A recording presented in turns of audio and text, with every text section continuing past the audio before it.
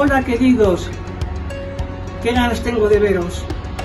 A ver si esto pasa pronto. Estoy orando mucho para que podamos pronto reunirnos como antes y abrazarnos como antes, con la libertad y sin mascarillas. Os echo mucho de menos. Cuidaros mucho, que Dios os bendiga. Os quiero un montón. A ver si podemos pronto abrazarnos. Adiós. Buenos días a todos. Estos días he estado pensando en unos versículos muy cortos que se encuentran en el libro de Filipenses, el capítulo 4, versículos 6 y 7. Y dice así la palabra de Dios: por nada estéis afanosos, antes bien en todo, mediante oración y súplica con acción de gracias, sean dadas a conocer vuestras peticiones delante de Dios. Y la paz de Dios, que sobrepasa todo entendimiento, guardará vuestros corazones y vuestras mentes en Cristo Jesús. En tiempos como estos, donde todo el mundo está como loco buscando una medicación, una vacuna que termine con este gran problema mundial, recordé que también en la Biblia encontramos medicación para ciertas enfermedades del alma y enfermedades del ser humano. Una de ellas es las personas que se afanan, que están angustiadas, preocupadas por situaciones. ¿Qué medicación nos da la Biblia? Pues la medicación es muy sencilla. La medicación está en la primera parte del versículo. Mediante oración y súplica con acción de gracias, sean dadas a conocer vuestras peticiones delante de Dios. Y una palabra clave en estos dos versículos es la palabra "y". Es una conjunción que funciona como un puente que une la primera parte con la segunda parte del versículo. La primera parte es la medicación a tomar, la segunda parte es qué beneficios tomamos, cómo va a funcionar esa medicación en nuestras vidas si tomamos la medicación. ¿Cómo va a afectar a nuestras vidas si tomamos la medicación de la oración, de súplicas, de acción de gracias delante de Dios? Pues es muy sencillo, dice: y la paz de Dios que sobrepasa todo entendimiento, guardará vuestros corazones y vuestras mentes en Cristo Jesús. Os puedo asegurar que todos nosotros, en alguna forma u otra, en un nivel u otro, estamos siendo afectados por esta situación mundial, y muchas veces nuestra paz desaparece, se va. Nos sentimos angustiados por ciertas situaciones, desempleo, enfermedad, de un ser querido, relaciones. Por variedad de cosas, nuestra paz desaparece y la lejanía de Dios también. Entonces es importante que tengamos en cuenta esta medicación que nos viene de la palabra de Dios. Si oramos, si traemos nuestras preocupaciones, nuestras situaciones delante de Dios en oración y con acción de gracias, la paz de Dios vendrá, y el Dios de paz también con él. Pues esperamos que el Señor os bendiga, y os puedo asegurar que en nuestras vidas de pastores durante muchos años, tanto en iglesias en Inglaterra como en España, lo que más nos ha impactado positivamente en nuestras vidas es ver a personas que han tomado esta medicación y ha funcionado sus vidas bajo tremendas situaciones de estrés y dificultades. La paz de Dios y el Dios de paz estará con ellos. Me gustaría terminar con una oración que encontramos en el libro de Números. El Señor nos bendiga y nos guarde.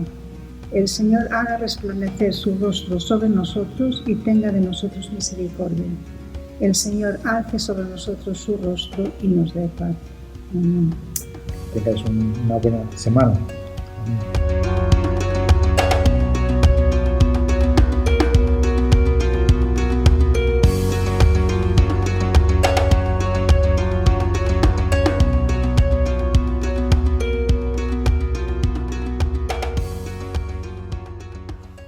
Buenos días. Si os preguntase cómo os ha ido la semana, muchos me diríais más o menos, debido a la situación que estamos viviendo. Unos me diríais, nos han quedado cumpleaños sin celebrar, otros necesitamos alguna comida familiar, otros echamos de menos a nuestra familia, a nuestros amigos. Nos está tocando vivir una situación difícil. Pero me gustaría que por un momento nos olvidásemos de eso, que por un buen rato nos acercásemos tanto a la presencia de Dios, a su ánimo, a su fuerza, a su esperanza, a su consuelo, a estar con el mismo Señor, que tuviéramos ese gozo que supera cualquier circunstancia y que pudiésemos en esta mañana disfrutar del Señor, de su presencia, de que Él es nuestra fuerza, nuestro socorro, nuestra ayuda en momentos de batalla, y que en esta mañana pudiésemos alabarle de corazón.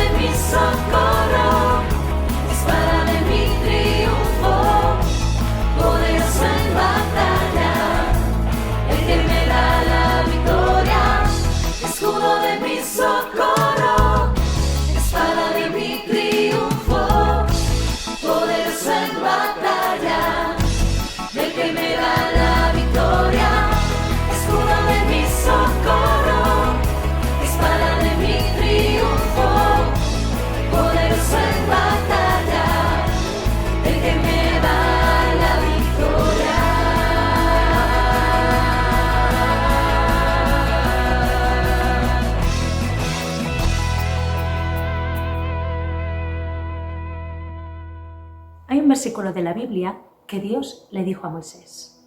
Un versículo que dice: mi presencia irá contigo y te daré descanso.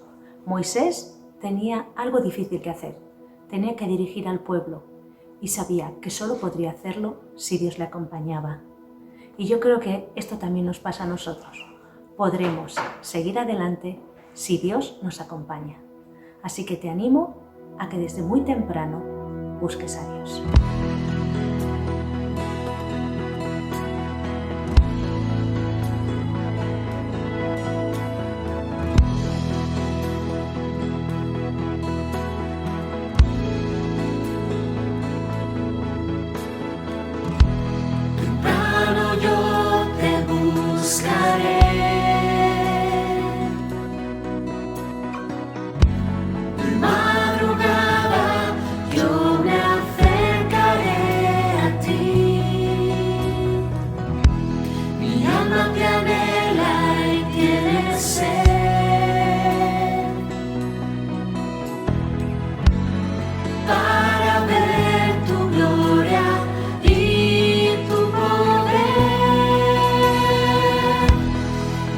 Socorro has sido tú,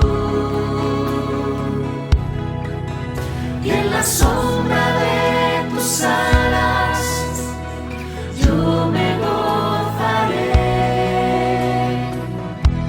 Mi alma está pegada a ti, porque tu diestra me ha sostenido.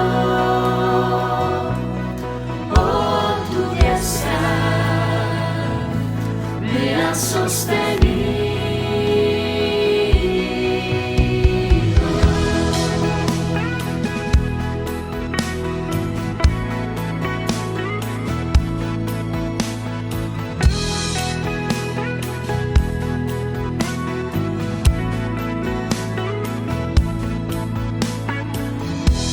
Temprano yo te buscaré.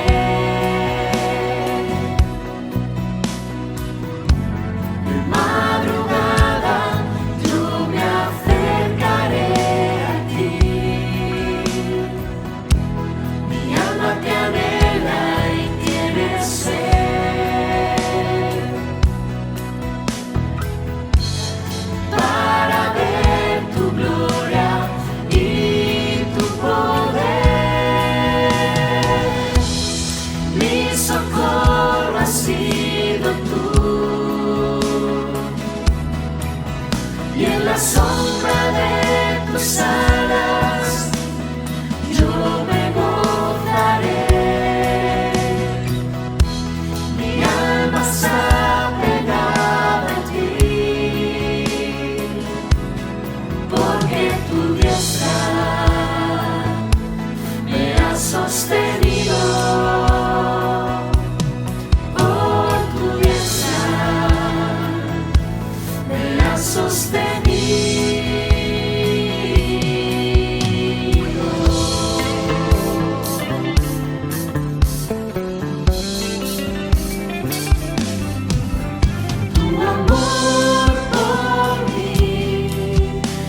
Más dulce que la miel, y tu misericordia es nueva cada día. Tu amor por mí es más dulce que la miel, y tu misericordia es nueva cada día. Es por eso que te alabo, es por eso que te sirvo, es por eso que te doy todo mi amor. Es por eso que te alabo, es por eso que te sirvo, es por eso que te doy todo mi amor.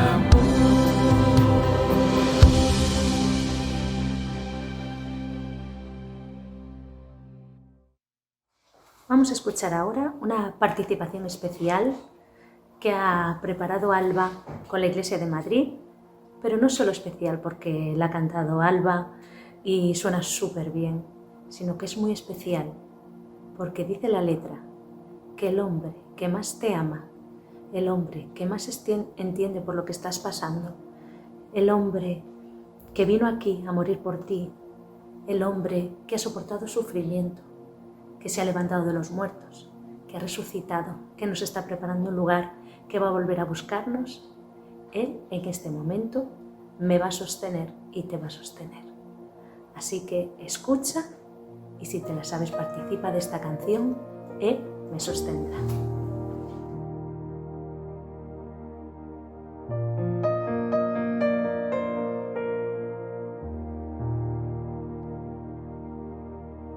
Si flaqueo en mi fe, Él me sostendrá.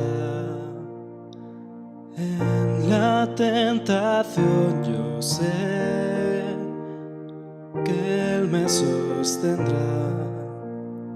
No podría estar de pie en la oscuridad, pues mi amor muy frágil es, Él me sostendrá.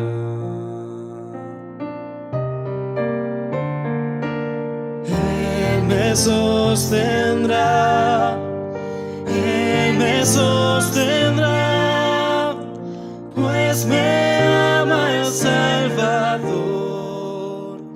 Él me sostendrá.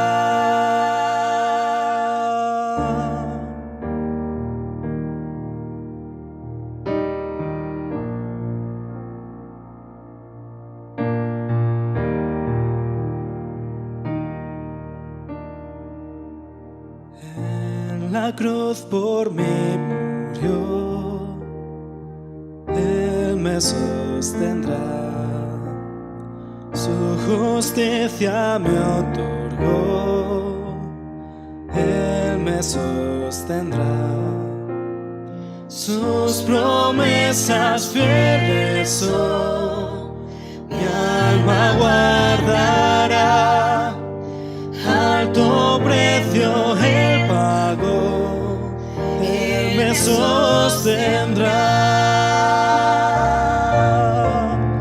Él me sostendrá, Él me sostendrá, pues me ama el Salvador, Él me sostendrá.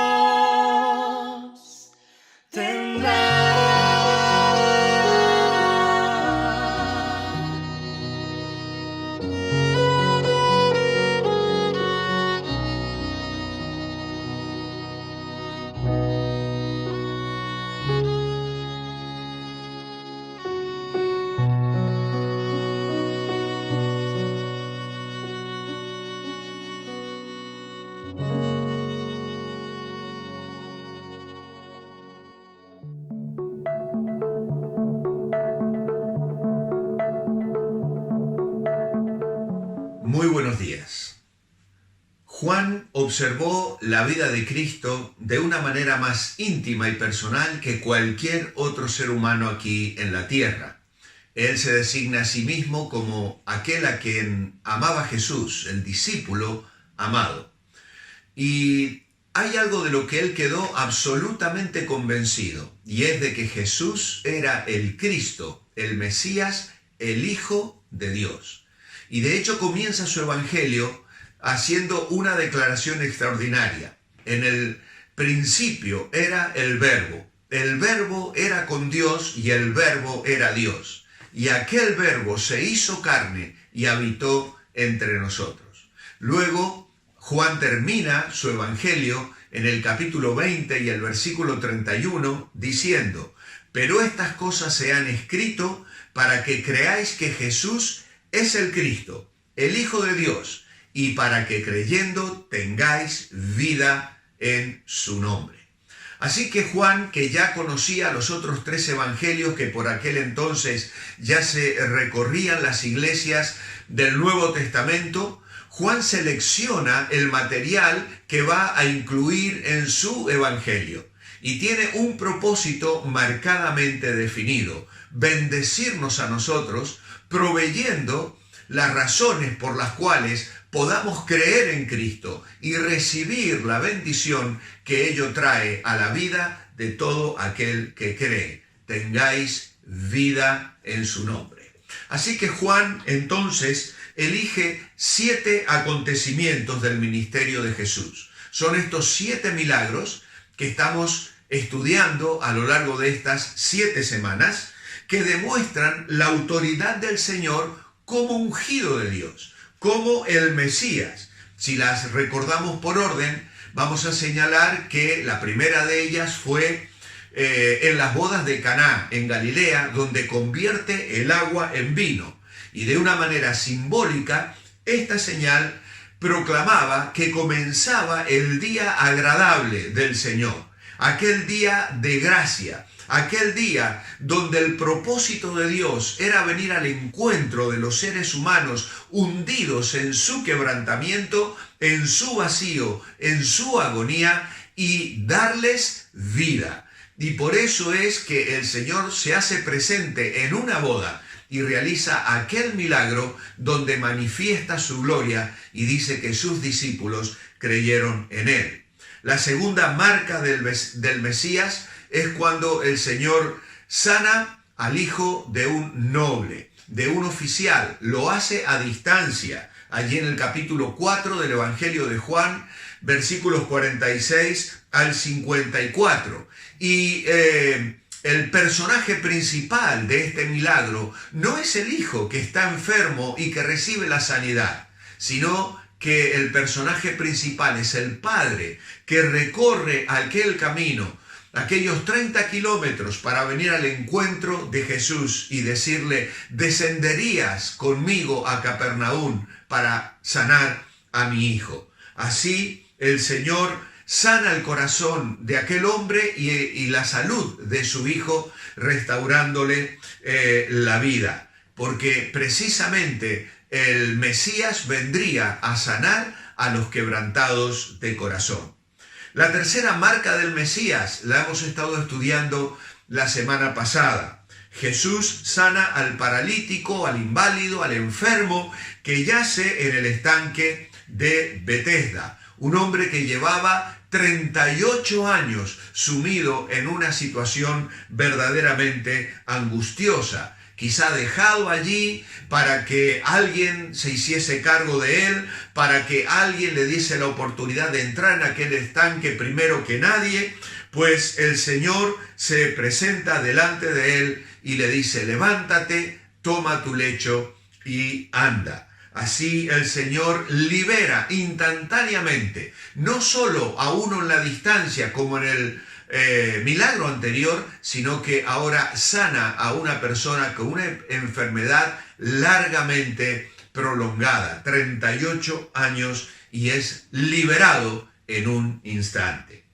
La cuarta marca del Mesías es la alimentación de los 5.000, la que nos ocupa en el día de hoy y en la que vamos a estar reflexionando a lo largo de toda esta semana. Seguramente hoy no vamos a poder decir todo lo que quisiéramos sobre este milagro extraordinario, pero os invito a acompañarme de lunes a viernes a las 9:30 de la mañana, tanto en YouTube como en Facebook, o si lo queréis recibir por audio para escucharlo mientras viajas en el coche, con todo gusto te lo hacemos llegar, de modo tal que puedas aprovechar esta bendición de reflexionar en este milagro extraordinario que el Señor va a realizar. ¿Qué significa esta señal extraordinaria? Pues sencillamente que el Señor puede satisfacer toda necesidad de la humanidad, de quien sea. Él en este capítulo va a hablar del verdadero pan, el pan del cielo. Y también nos recuerda las palabras que el Señor utilizó allí en Mateo cuando fue tentado. No solo de pan vivirá el hombre, sino de toda palabra que sale de la boca de Dios. Así que el Señor puede alimentarnos, satisfacernos, saciar cada una de nuestras necesidades. La quinta marca de su mesianismo será que va a caminar sobre el agua en este mismo capítulo. Calmará la tempestad, andará sobre el agua, mostrando de esta manera una capacidad que los seres humanos no tenemos, pero que Él puede satisfacer todas nuestras necesidades porque Él tiene poder sobre toda la creación. Luego vendrá otra señal, la marca del Mesías, que Jesús sana a un ciego en el capítulo 9, un ciego de nacimiento, una persona que jamás había podido ver, y de este modo nos va a demostrar que Él es la luz del mundo. Y finalmente, la última marca del Mesías será la resurrección de Lázaro, en Juan capítulo 11, donde el Señor nos mostrará que Él ofrece salvación y vida, siendo la resurrección. Ahora bien, estas 7 señales son las que van a marcar la autoridad del Señor como el ungido, el Cristo, el Mesías, aquel que tiene la autoridad, aquel que merece recibir el trono, aquel que es enviado de Dios para regir sobre la casa de David. Pero Juan elige otras 7 expresiones importantes de nuestro Señor que prueban su aseveración de ser Hijo de Dios. Y así como Dios se reveló a Moisés allí en el desierto diciéndole, yo soy el que soy, ahora Jesús hablará a sí mismo con esta expresión que los judíos de aquellos días entendían perfectamente bien cuando Él decía, yo soy el pan de vida, yo soy la luz del mundo, yo soy la puerta, yo soy el buen pastor, yo soy la resurrección y la vida, yo soy el camino, la verdad y la vida, y finalmente yo soy la vid. Estas 7 declaraciones del Señor las hemos estudiado aproximadamente un año y medio atrás también en nuestra iglesia. Así que estos milagros que estamos estudiando, Juan los utiliza para declarar al Señor como Mesías. Pero estas expresiones, los yo soy, Juan los utiliza para mostrar las credenciales de la divinidad del Señor Jesús. Él es el Hijo de Dios. Él es aquel que merece toda la autoridad, toda la dignidad y todo el honor. Ahora, esta historia no solo nos engancha, nos informa, nos apasiona leer estos milagros de los que estamos sacando tanta bendición a lo largo de estas semanas. Juan lo que hace con estas cosas es confrontarnos. Esto presenta una demanda, requiere una respuesta de nosotros. Ante las evidencias que Juan nos presenta en su evangelio, hay 2 actitudes: la de la sumisión y la adoración o la del rechazo completo. No puede haber medias tintas.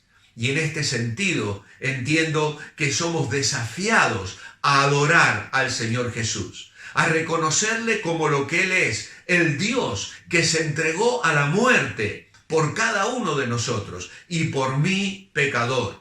Esa adoración me conduce a la acción, al servicio, a la obediencia. Si mi corazón está lleno de adoración, mis manos estarán comprometidas a un servicio serio, unido a aquel que es el creador de todas las cosas, aquel que creó el universo. Y eso, sin duda, es un pensamiento emocionante y glorioso. La idea principal que quiero compartir con vosotros esta mañana es la siguiente. La alimentación de los 5.000 es una demostración maravillosa del deseo del Señor de satisfacer la necesidad más profunda del ser humano, el hambre de Dios. Pero este milagro también nos recuerda que mientras que la salvación es del Señor y concedida solamente por gracia, Dios todavía usa instrumentos humanos para llevar el Evangelio a los hombres.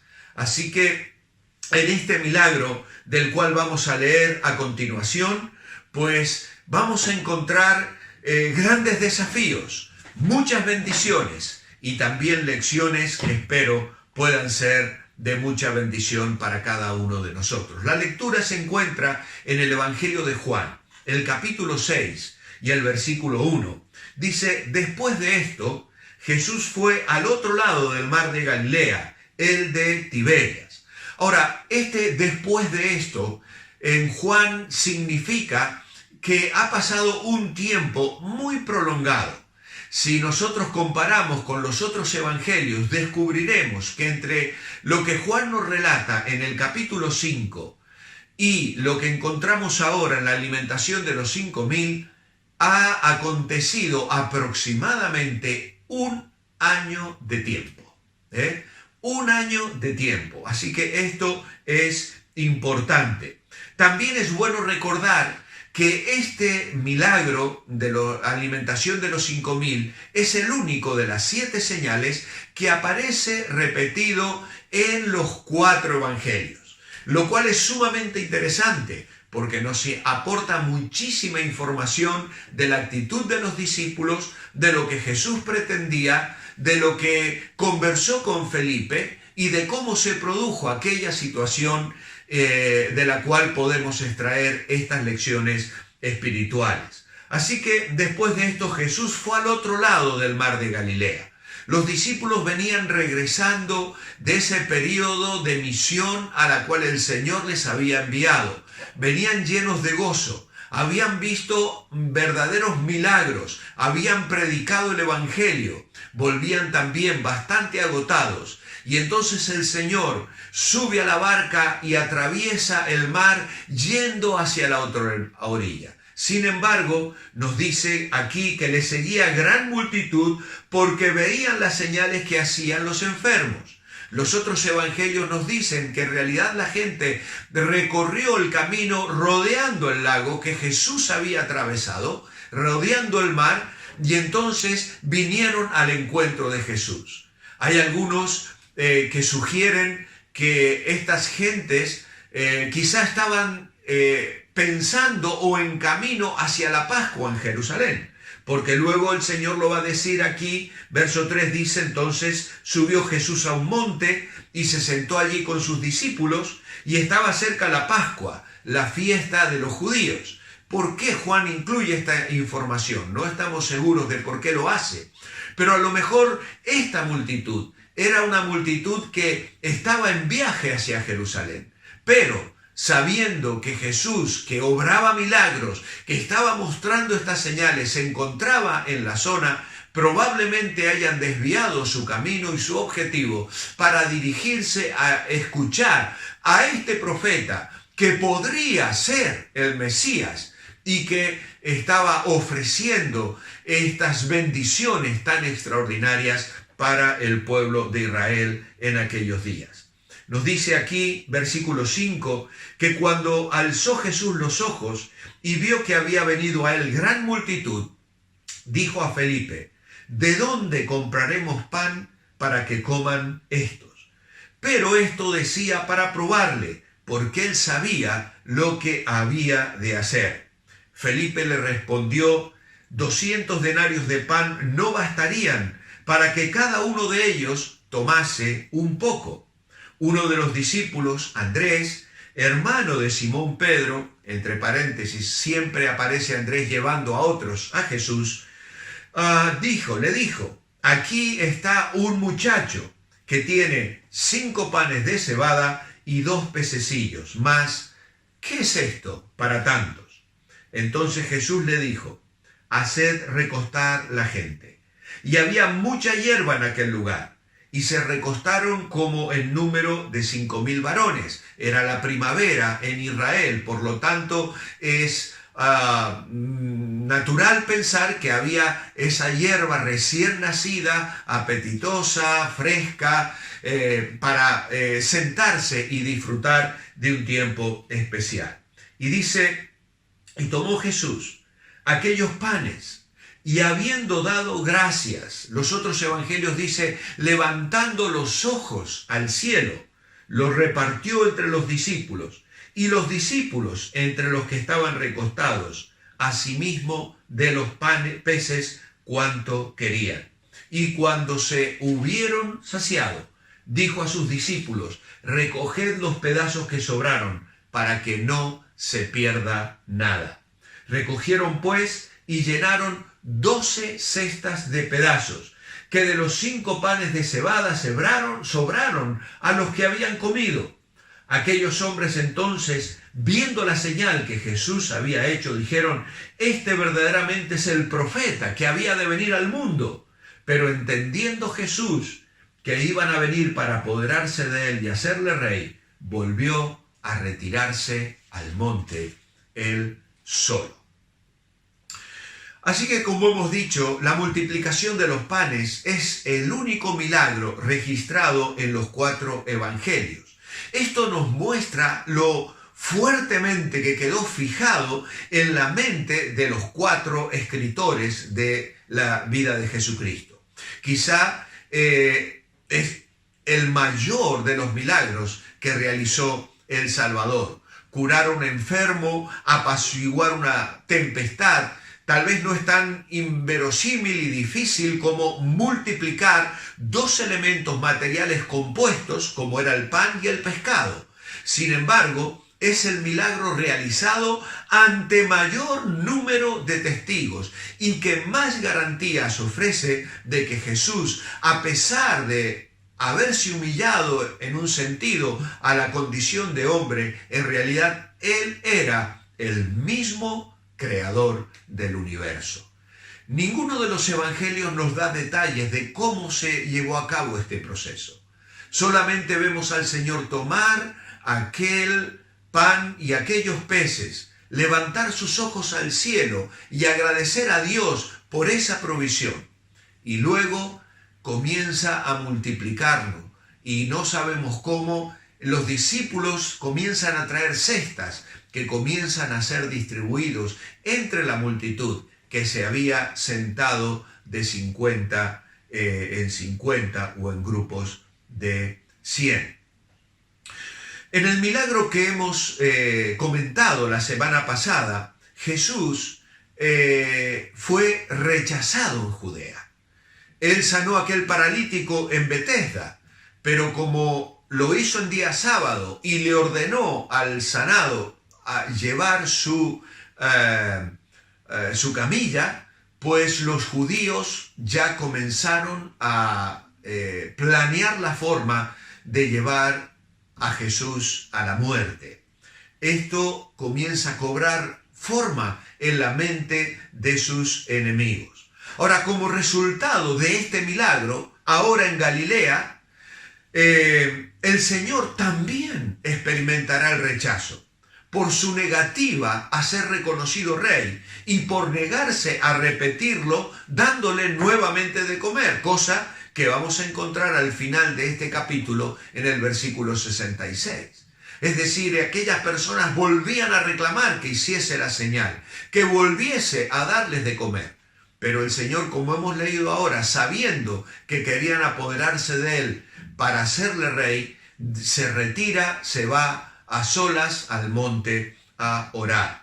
Ahora, Juan incluye la historia de este doble rechazo porque es necesaria para suministrar el trasfondo a los capítulos siguientes, porque nos hace ver que el tierno amor del Salvador resalta nítidamente contra el trasfondo de la ingratitud humana. Así que Juan pues va a señalar estas cosas, porque a partir de ahora la oposición y el desprecio que Jesús va a experimentar va a ir en aumento hasta acabar finalmente con su muerte en la cruz. Yo quiero dejar con vosotros esta mañana 4 ideas muy sencillas que luego a lo largo de la semana ampliaremos un poquito más. La primera de ellas es que Jesús quiere que veamos la necesidad y sintamos la carga. Jesús quería en esta ocasión probar y fortalecer la fe de los discípulos y la de Felipe en especial. No sabemos exactamente cómo se desarrolló, pero los evangelios nos dicen que le dijo a los demás discípulos, darles vosotros de comer. Y luego preguntó a Felipe acerca de cómo poder encontrar una solución. Probablemente Felipe, que era una persona capacitada y administrativa, rápidamente su mente matemática comenzó a sacar las cuentas y llegó a la conclusión de que 200 denarios no alcanzarían para alimentar esa multitud.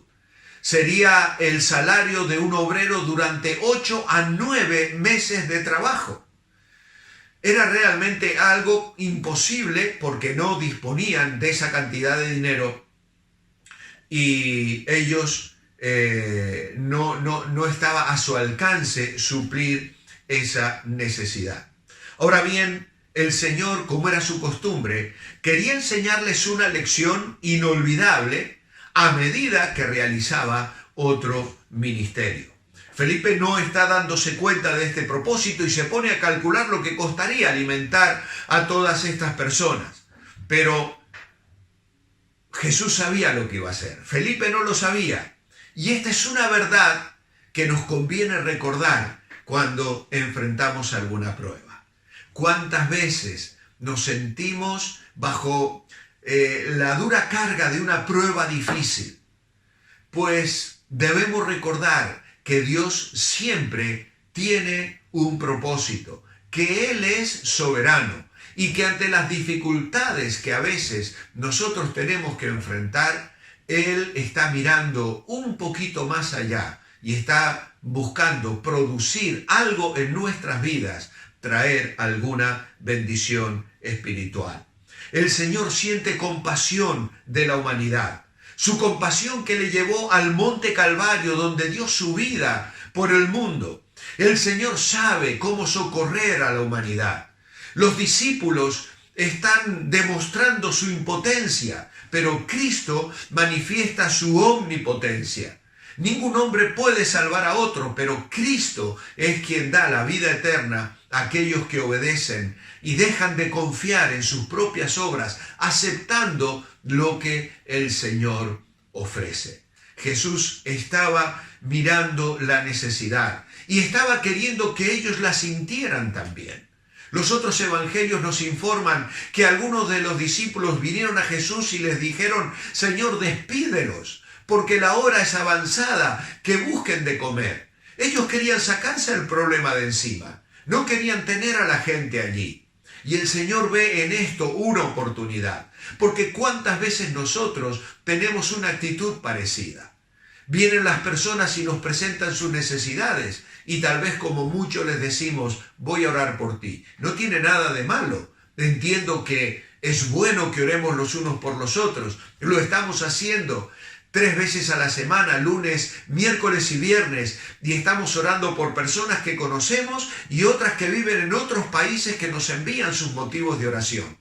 Y es maravilloso orar, pero también hay veces que podemos hacer mucho más que orar. Y es involucrarnos, es sentir que podemos participar, que Dios quiere contar con nosotros. Y esto es precisamente el siguiente punto que quiero dejar con vosotros esta mañana. Jesús quiere que le demos todo lo que somos y tenemos.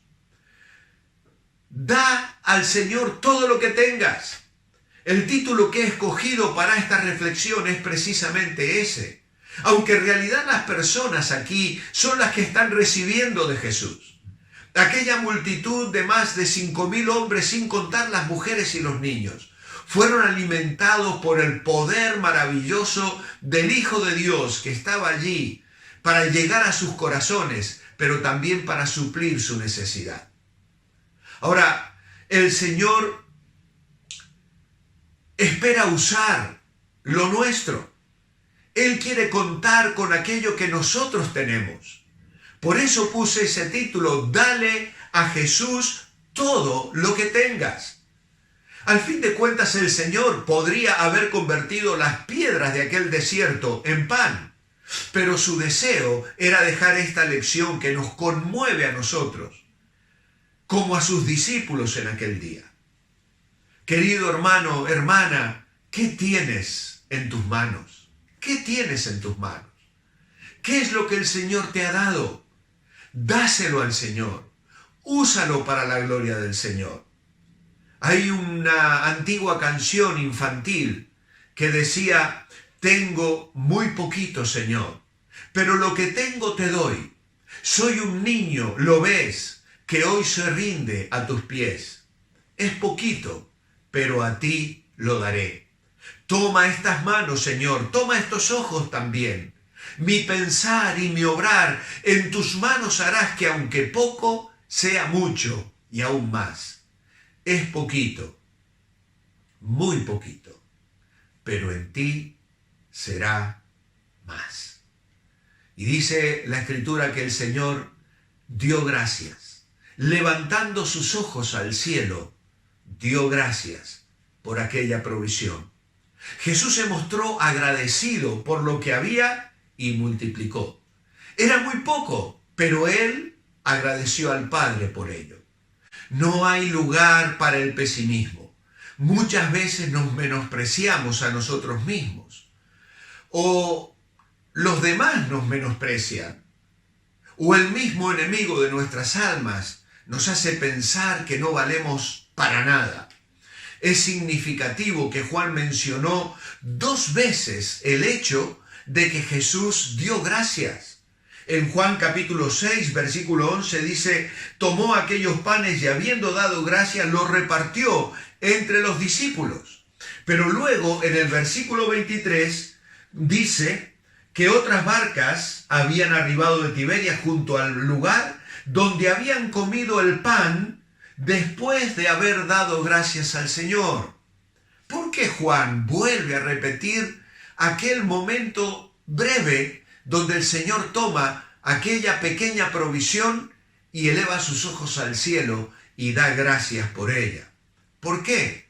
Bueno, ya hemos visto que en Mateo, Marcos y Lucas indican también que Jesús alzó los ojos al cielo al dar gracias, porque con esto recordaba a la gente con hambre que Dios es la fuente de toda dádiva buena y necesaria. Esta es una hermosa lección para nosotros. En lugar de quejarnos por lo que no tenemos, debemos dar gracias a Dios por lo que sí tenemos, y Él lo hará abundar mucho más. En tercer lugar, Jesús quiere usar personas comunes. La lección práctica es clara. Cualquiera, donde quiera que haya una necesidad, entrégale a Jesús todo lo que tengas y déjale que Él haga el resto. Empieza con lo que tienes, pero asegúrate de dárselo todo.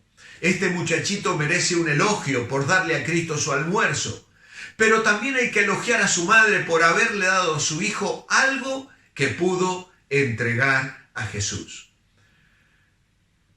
La ofrenda de este pequeño almuerzo significó para Jesús tanto como el derramamiento del costoso perfume que luego se nos va a relatar en el capítulo 12 y versículo 1.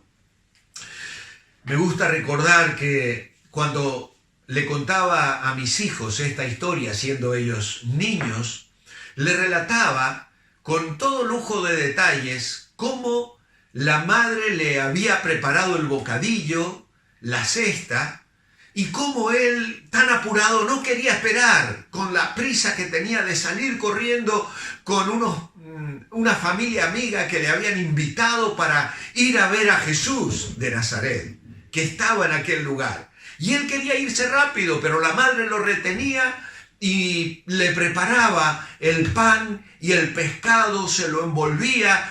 Y mis hijos reían mucho y yo recuerdo mucho haberles contado una y otra vez esta historia. Y me encanta pensar que de aquella madre preocupada por la merienda de su hijo, una multitud de más de 5.000 personas fue alimentada por Jesús. ¿Qué le estamos dando a nuestros hijos? Qué increíble pensar que de un detalle tan nimio, tan pequeño, podamos estar siendo la fuente de bendición para muchas personas. Lo que el Señor usa para su obra y para su gloria comienza con los pequeños detalles, como el de una madre cuidando que no le falte la merienda a su hijo. Y finalmente, Jesús puede satisfacer toda necesidad. Dice que fueron saciados y sobró pan. Cristo da generosamente. Cristo quiere satisfacer toda necesidad. Si me estás escuchando en esta mañana y todavía no tienes a Cristo en tu corazón, si aún no has experimentado aquello que puedes encontrar en el Evangelio, en la persona de Cristo, permíteme decirte que Jesús da un perdón amplio. Un perdón, no hay pecado que Dios no pueda perdonar en la persona de Jesucristo. Jesús da vida abundante. Él dijo, yo he venido para que tengáis vida y vida en abundancia. Jesús da un gozo inefable y glorioso, dice el apóstol Pedro. El gozo del corazón, el gozo que experimentamos aún en medio de las pruebas, en medio de la pandemia, en medio de las enfermedades, un gozo que anida en nuestro corazón, porque en la presencia de Dios hay plenitud de gozo, dice el Salmo 16. Una esperanza bienaventurada y gloriosa. Es Jesús que llena nuestro corazón. Por eso es que en esta hora te invito a que tomes de aquello que el Señor te ofrece. Si aquel día alguien comió poco o alguien se quedó con hambre, no fue por culpa de Jesús. No fue por culpa de Jesús. Alma mía, come hasta saciarte. Y si te llega a sobrar, recoge los pedazos, pues hay mucho cerca de ti. Y de lo que rebose tu corazón, muchos otros serán saciados. Querido amigo, acepta la invitación de Jesús. Invítale hoy a entrar en tu corazón. Querido hermano creyente, ¿estás alimentándote suficientemente? ¿Estás poniendo en las manos del Señor todo lo que eres y todo lo que tienes? La idea principal es que la alimentación de los 5.000 es una demostración maravillosa del deseo del Señor de satisfacer la necesidad más profunda del ser humano, el hambre de Dios. Pero este milagro también nos recuerda que mientras que la salvación es del Señor y concedida solamente por gracia, Dios todavía usa instrumentos humanos para llevar el Evangelio a los hombres. Una vieja canción dice, personas comunes. Dios usa personas comunes. Él usa gente como tú y yo con disposición a hacer su voluntad. Dios usa gente que dé todo a Él, aunque muy poco pudiese parecer.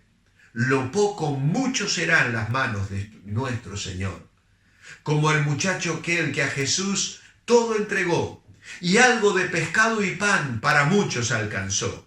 Lo que tienes poco es, pero si lo has de colocar en las manos del Señor, al fin entenderás que ya nunca podrás ser igual.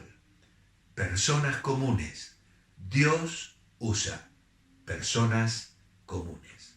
Por eso, dale hoy todo a Jesús.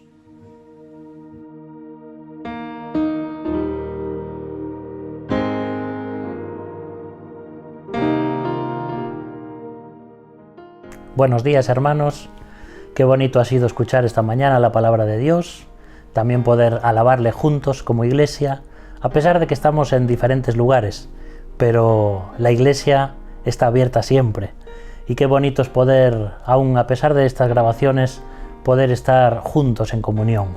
Antes de pasar a este momento del pan y el vino, que es tan especial para nosotros, quiero leerte unos versículos que están en Génesis 14:17, y dice: cuando Abraham volvía de la derrota de Quedarlaomer y de los reyes que con él estaban, salió el rey de Sodoma a recibirlo al valle de Sabe, que es el valle del rey.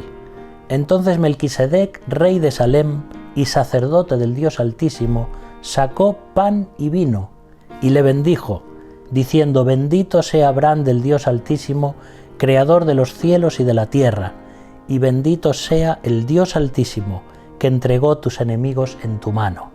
Y le dio a Abraham los diezmos de todo. Esta figura, este personaje de Melquisedec, es un tanto enigmático, ¿verdad? Porque realmente si estudias este texto vas a ver cómo los eruditos no se ponen de acuerdo en quién era esta persona. Por supuesto que en Hebreos capítulo 7 nos habla mucho acerca de Melquisedec, pero ya como figura de Cristo. No sabemos realmente si esta fue una persona real o fue una teofanía, es decir, Cristo apareciéndose en el Antiguo Testamento antes de su encarnación, luego en el Nuevo. Ahora, aquí aparece una figura muy especial que es este rey de Salem y sacerdote del Dios Altísimo. Sea persona o sea realmente Cristo manifestándose, me llamó la atención algo muy curioso, y es que dice que cuando Abraham venía de haber rescatado a Lot y los bienes y su familia, dice que se le aparece en el camino este personaje, y dice que le bendice y que saca pan y vino para Abraham. Y sin embargo Abraham también dice que le da los diezmos de todo el botín que había traído. ¿No te llama la atención? ¿Por qué pan y vino? Es la primera vez que esto sucede en las Escrituras. Yo pienso que en este momento en el que Abraham venía cansado de haber luchado, de haber peleado, ahora Dios se le presenta en el camino con pan y vino para que tenga comunión con él. Y al mismo tiempo para que Abraham le dé los diezmos de todo al Señor. ¿Acaso no es lo que hacemos cuando nos reunimos como iglesia?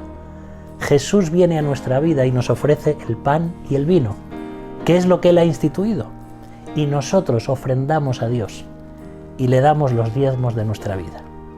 Por eso, querido hermano, querida hermana, si estás cansado en esta semana de luchar las batallas, los problemas de la vida, venir de rescatar o de pelear con reyes de este mundo, sea cual sea tu situación, hoy Jesús viene a tu vida, te encuentra en el camino y te ofrece pan y te ofrece vino para que tengas comunión con Él. Y al mismo tiempo, tu respuesta, mi respuesta, debe ser darle a Dios los diezmos de toda nuestra vida, nuestro tiempo, nuestro dinero, nuestros recursos, porque es nuestra adoración a Él. Vamos a disfrutar entonces de este tiempo con el pan y con el vino. Padre, en esta mañana, Señor, te adoramos. Te damos muchas gracias, Señor, porque aunque hay textos de tu palabra que son difíciles de entender, es maravilloso pensar que tú siempre estás pendiente del ser humano. Gracias porque al participar de este pan estamos recordando a Cristo. Y dice ahí tu palabra en Hebreos capítulo 7 que este sacerdote del Dios Altísimo, que no tenía padre ni madre, sin genealogía y sacerdote para siempre, ¿quién sino? Es el Hijo de Dios, Jesucristo. Por eso gracias por este pan. En él recordamos a Cristo, recordamos su cuerpo entregado por nosotros y recordamos también a través de este vino, de este mosto, su sangre preciosa derramada por nosotros en la cruz. Por eso, Señor, queremos agradecerte que en medio de este camino que enfrentamos en esta vida, tú nos sales al encuentro cada domingo, trayéndonos pan, trayéndonos vino. Recibe nuestros diezmos, recibe nuestra vida, recibe nuestro tiempo. Te adoramos en el nombre de Jesús. Amén. Participamos del pan.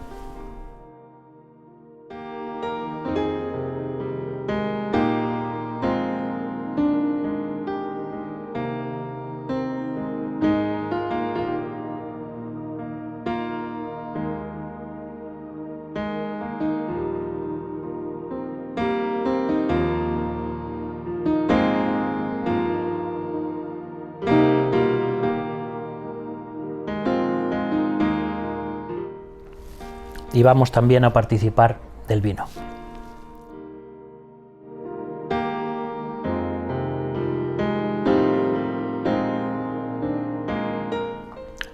Que este tiempo juntos de comunión con el Señor nos bendiga. Un fuerte abrazo desde Moaña para todos. Y llegamos al final de esta reunión, pero no al final de nuestro tiempo con Dios. Porque con Dios puedes estar en cualquier momento, en cualquier situación. Lo único que tienes que hacer es orar. No importa el tiempo ni el lugar, cualquier hora del día es buen momento, porque tu Padre Dios te escuchará con atención. Él atiende tu oración, ponte a orar. Y con esta canción te deseo una buena semana.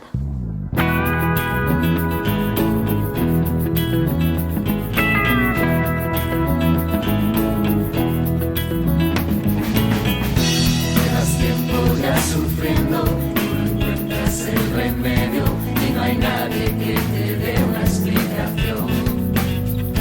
Esto es como una tortura, porque nadie te asegura que mañana todo vaya a ir mejor. Pero una voz del cielo se hace oír, háblame que yo te quiero bendecir.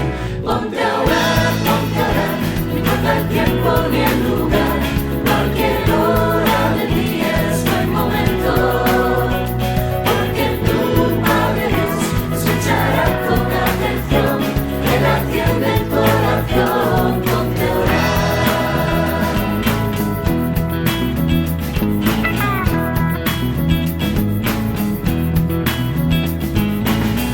Su espíritu se está moviendo, renovando y bendiciendo, no hay tiempo que perder. Confirmando que tu vida quiere un cambio, la canción está sonando, ponte a orar. No que digas la palabra rey, nunca es tarde para hablarle otra vez. Ponte a orar, no importa el tiempo ni el lugar, cualquier hora del día es buen momento.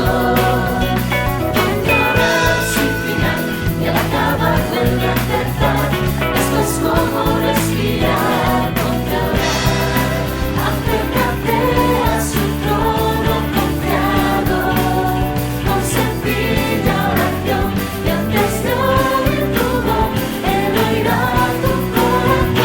Ponte a orar, no importa el tiempo ni el lugar, cualquier hora del día es buen momento.